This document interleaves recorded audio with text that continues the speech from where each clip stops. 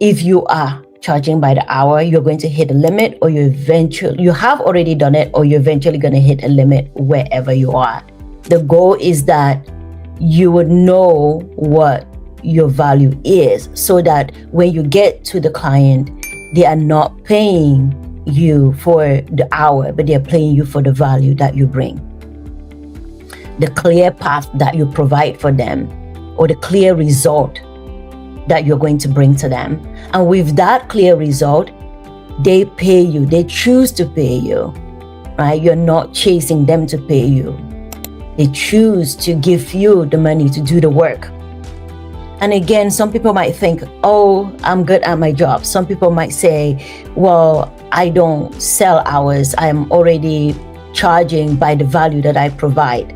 No problem. There's still value today in the discussions that we are going to have. So most experienced professionals hit a ceiling and do not generally know why. They are working hard. They are good at what they do.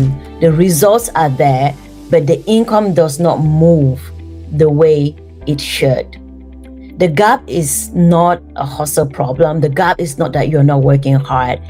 It is generally a pricing problem. And it usually traces back to one thing. Experienced professionals are still selling time and not the value. It might look like an hourly rate. It might look like a project fee. It might look like a retainer. But if time and availability and what you are basing that particular price on, then that is a pricing issue. And it is a design flaw. And the pricing issue, again, leans on that idea of hourly. And working harder will not move you ahead. Working harder is not going to change that ceiling that you keep hitting. So availability becomes what you keep basing your work on, your worth on.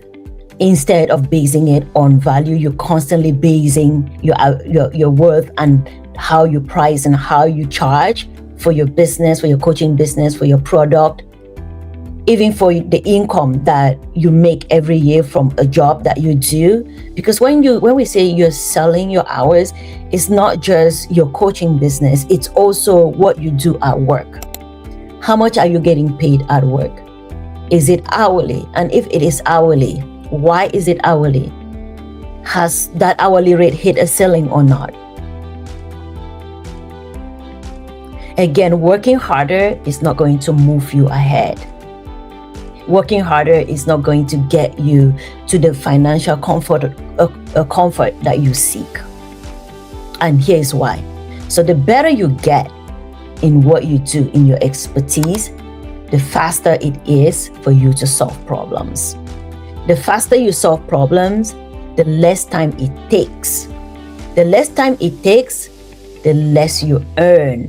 In the past, I worked in the entertainment industry, and at one point, I felt like I was being penalized for being good at what I do.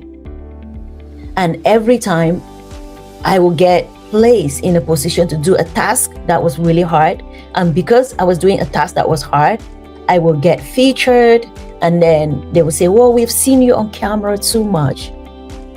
And then I won't work for like 3-4 days because now they have to finish maybe that episode so that I don't get seen too much as a background actor. So I was actually good at what I was doing because I've been doing it for so long. I got better at what I was doing, but I started making less because they would bring me in for tasks that were hard, and then I would not have the other days filled. So for a long time, I kept feeling like I was being punished. Not necessarily punished, but I was paying the price of being good, not with increased pay, increased income, but with reduced income. And that's what some coaches do when they price by the hour. That's what some people do when they price by the hour. Or even at your job site, when you say, okay, I make $40 an hour. Woohoo! That's the industry standard.